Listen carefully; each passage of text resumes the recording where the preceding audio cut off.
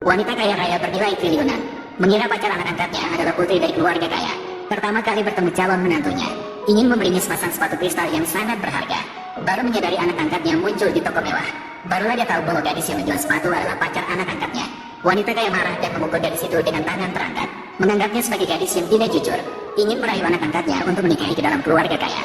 Untuk merendahkan dirinya, langsung mengeluarkan sedepok uang dari tas dan melemparkannya ke wajah gadis itu sebagai biaya putus. Gadis itu menjelaskan bahwa dia bukan karena uang. Wanita kaya itu masih mengira bahwa dia merasa uangnya kurang, kemudian mengeluarkan sedepok uang lagi untuk dilemparkan. Sisi benar-benar bukan gadis yang doyan uang. Dia tidak menginginkan uang. Dia ingin menikahi anggota keluarga Jengkani. Ayam hutan berubah menjadi burung phoenix. Mereka keluarga miskin yang seluruhnya hancur. Saya tidak pernah berpikir begitu. Sekarang kamu tahu identitas anak saya. Bagaimana kamu masih berani merasa pantas dengan ibunya? Itu aku. Kamu yang meminta Sisi untuk menikah denganku. Gadis itu segera menjelaskan. Dia dan direktur benar-benar saling mencintai. Ketika kata-kata ini diucapkan, langsung ditampar oleh wanita kaya. Di matanya, gadis-gadis ini dari kelas bawah. Anak angkatnya ingin berubah dari ayam hutan menjadi burung phoenix. Jenis orang seperti ini boleh bermain di luar, memperingatkan anak angkat agar tidak menikahi gadis itu. Tiba-tiba, ayah gadis yang sedang membersihkan toilet muncul pada saat itu. Ini membuat wanita kaya semakin menjauhi gadis itu. Dia tidak akan membiarkan gadis itu masuk, lebih tidak akan menjadikan mereka keluarga. Menyarankan anak angkat untuk segera menyerah. Tanpa dia sadari, gadis yang dia pandang rendah adalah anak perempuan yang hilang 15 tahun yang lalu. Pada waktu itu, dia tidak mendengarkan nasihat orang tuanya, menikah dengan pria miskin.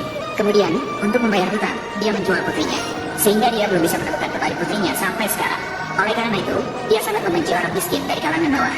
Bagi pernikahan anak-anak, harus sepadan dari segi status sosial. Namun sang direktur sudah membuat gadis itu hamil. Dia harus bertanggung jawab atas kehamilannya. Dia berharap ibunya akan setuju dengan hubungan mereka karena itu. Tidak disangka, dia malah pergi ke rumah gadis itu bersama adiknya, memberinya obat aborsi tanpa sepengetahuannya. Untungnya, sang direktur datang tepat waktu. Jadi, saya akan menjelaskan semuanya. Tidak peduli apakah Sisi memiliki anak atau tidak, atau apakah dia telah cacat, saya akan menikahinya. Sayang ibunya, jika Anda masih tidak setuju, atau jika Anda masih ingin memaksanya, maka saya akan meninggalkan rumah ini.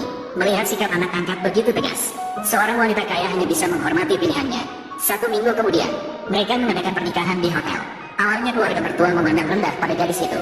Di tempat pernikahan, kerabat dari keluarga gadis bahkan membawa ayam, bebek, angsa sebagai hadiah. Ini membuat wanita kaya itu marah sampai kepala berapi-api. Para tamu mengeluh tentang bau kuat ayam dan bebek yang dibawa mereka. Adik ipar takut mereka akan mengotori lantai.